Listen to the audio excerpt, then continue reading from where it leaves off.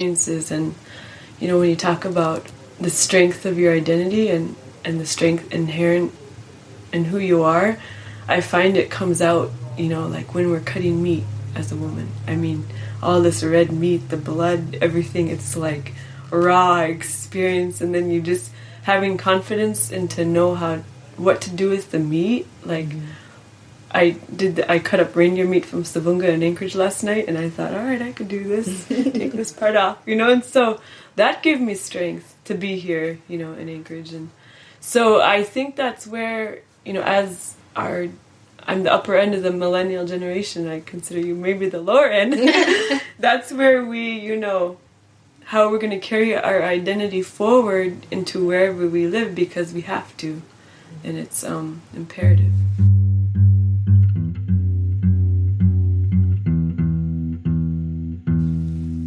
Here, Megan explains how her work intersects with the idea of decolonization.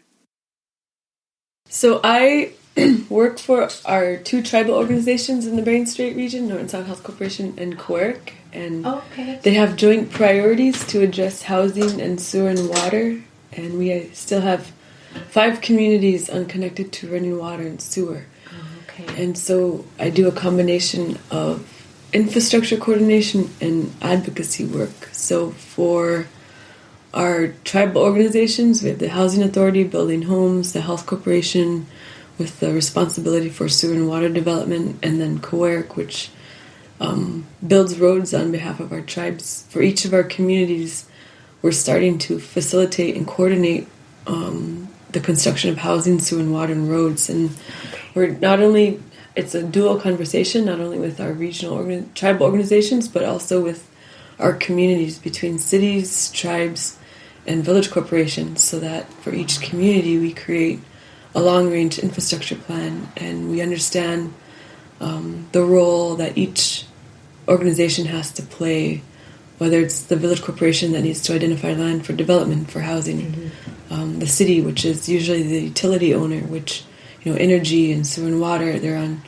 a journey that involves receiving tribal services from the regional tribal organizations, and then ultimately, working for our tribes to make sure they're strong locally. And so what I do day to day is super unknown. I could be, just having a community dialogue with the tri leadership and, talking about a pathway forward for sewer and water, or negotiating with the school districts, because sometimes the school districts own or manage part of the utility, but they're not necessarily vested. They're like, we just had a decolonizing experience with one of our school district employees, and it was this issue, the impacts of colonization are everywhere, and we still are recovering from that change in our way of life and the breakdown of society that those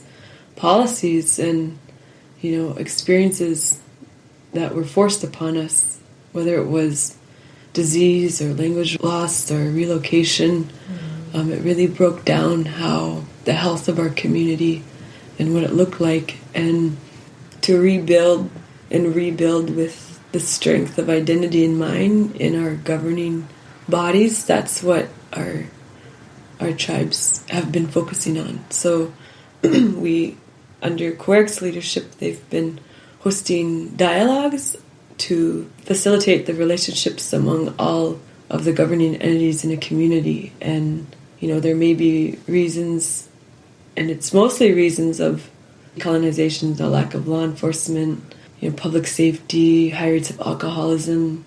There's real issues that prevent collaboration among governing bodies, and it may be a rape happened in one family and, there's no justice or recourse, so governing could be really challenging in those scenarios. And I'm really hopeful, and I see the strength in our communities and our families all around, and that's why I never want to dwell in these really tough spaces, because you see young people and youth, like, you raise them with that spark, and they're fearless. They're just like, they're, this generation that we're building and how we do it that's what we think will change the paradigm of our existence, because we have to empower our leaders to know what's right from a place-based connection.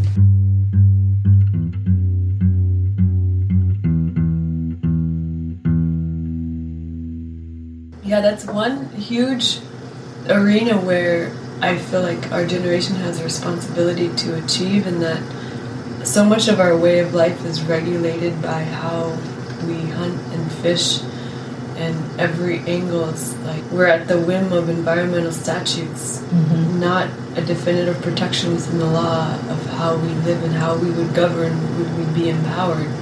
But that narrative and that agenda, I feel like we have to put forward, because otherwise we'll be a side conversation of an environmental movement or a land discussion or a development discussion, but clearly articulating, what our way of life, whether it's education, hunting and fishing, management decisions, fully pushing that forward from an Inuit context, an Inuit framework, rather than, because right now I feel like we're just playing catch up or we're playing defense.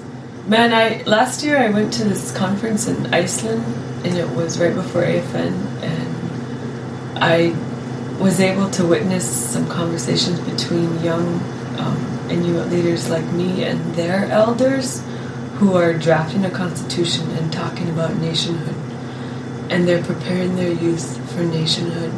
And I was just like jaw drop. And then to think I was going to go and back to Alaska and think about the conversation we're having here, and I questioned, are we having the right one, and do we have the courage to have the right one, or are we sliced and diced into complex jurisdictions of like failing democratic institutions, and just kind of fighting over nothing. So I really believe in this next generation. I mean, the youth, like what you're doing, what Byron Nicolai is doing with Biu, and I mean Giminak and Nome with language immersion and Tena. I mean, it's like you empower young people who are grounded in who they are to achieve what they may do. That's what is going to change the paradigm and the course of history that we're on. And I truly believe that it's up to you and to me and to everyone. I mean, we carry that responsibility to know who we are, because if we don't know it, then we're at risk of having our governments or our corporations look like any other Western government out there. So boom, good thing we can have a good time, learning and doing who we are, because there's so much joy, inherent joy in being, Inupiaq, and with our family, and the humor and the teasing. Yeah. I think that's been a really fun part of this podcast too, is just sitting down with people and having like a real just sit down conversation, and to share ideas and stuff. I think that's what we've been doing for thousands of years, right? And to do it with like a purpose, and to do it with meaning, and it's been like super surprising. I didn't expect that, but it's been. They say that like 95% of your actions, they're subconscious. And so sometimes I think about that, I'm like, I didn't even think of all of this stuff, when I first started, and here I am just doing it, and it's so inherently cultural. Yeah, I always believe when you do things for the right reasons, the path is always laid out for you, and it's enriching along the way, because you just learn so much, from people. I had the real, I was just in Sabunga Friday and Saturday this week, and I was working with their tribal president, Delbert Pangawi, and he was raised by one of their last spiritual leaders on the island, and just listening to him talk about how he was educated and their relationship with the land, and how important that is, being a Siberian Yupik, and because it's like a foreign culture to me as a King Islander, it was an honor, and just shutting down your own mind so that you listen and learn. That's like another quality that I think that we have, that we can carry with us, that's not valued in a Western context, because usually people want to talk just to talk, to hear themselves talk, and they're not even listening to you. They're preparing what they're going to say to you next. but we have a beautiful way to communicate and listen and share and like truly exchange mind to mind. Yeah. My mom, I had her help co-present one time before scientists because they wanted to talk about the history of the Bering Strait region and whatnot. They were all kind of visiting. So I said, Mom, can you help introduce some of these really tough subjects, because I wanted to go through a series of maps, what the Inuit map looked like, all the way through kind of time, and now what our current jurisdiction looks like. It's like plotted into squares by different agencies managed and separate ownership. But I wanted my mom to provide for the scientists like the whole Inuit worldview, and she had an awesome opening statement. She goes, when you are talking to someone, part of Inupiaq knowledge is even further communication. It's reading body language.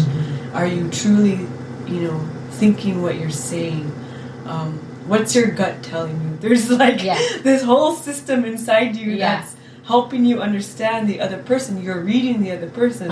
So she basically said, we're reading you while you're talking to us. I was like, yeah, go Mom. So she just set the stage. So they were super attentive listeners.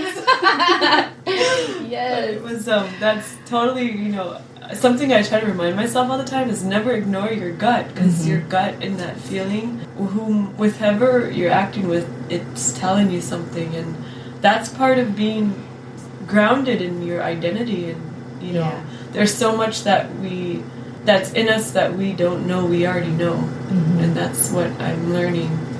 Because it's like we've been arrived at a point in time where I don't speak my language fluently. I don't know what I don't know, but there's actions or reasons for decisions that I take that is based on something inside that I can't yet articulate. Yeah. And I think you understand that. Yeah, totally. Yeah. I think that's what it is. It's you. I feel like that my whole life, that I knew things inside, but I couldn't put words to them. Yeah. Isn't that crazy? It's so hard. Yeah. And that's where I think learning our language will give depth to. And that's been kind of a journey of this last year. Goal. Yeah, that's the goal. I took a 5-credit class this spring. Wow. With my mom and my sister. And, it's kind of like so cool. Work is so busy. We're flying between DC and Nome and everywhere. But it's like every Tuesday and Thursday I had to call in and make sure I did my homework. And I knew my mom is such a strict disciplinarian. Like, I did not only have to know my homework. She's like, Megan, I know you don't know. So it's like I felt like I really had to learn, and I really took the time to learn. And, wow. And so that's what I do appreciate. My sister, my little sister, she is like totally planned her life around making sure this year she's learning her language, and she's putting it into everything she does, whether it's hunting. She only dates hunters. I mean, and gathering the role of women, the role of men, and she brings it into education. And so this language learning journey, it's been like a bonding experience between my mom and my sister and I. Wow. And as I do my work, it's really what kind of ties and keeps me grounded. And she advises me in a lot of my advocacy, and her wisdom, it's like she's telling you something and you really have to be in a state to listen, because sometimes I'll be like, oh Mom, you said this, you know what I mean, like you don't want to listen to your mom sometimes, but I keep reminding myself it's okay to keep learning. I'm 35 years old, but to keep being parented, I'm really appreciative of. That's what I think is so beautiful about our language, is you speak from a place of super truth, you know what I mean? I mean, it's like in English you can use a lot of words to describe things, and you can have multiple conversations in the same conversation, but there's so much meaning it's like you're dead center speaking from the truth when you're speaking Inupiaq, and I think it's a really powerful language. So you know what I love about our how our Indigenous framework of sharing success? So my sister, she serves on a tribal council, and one of the projects she wants to do and cooperation and partnership with our tribe is creating curriculum to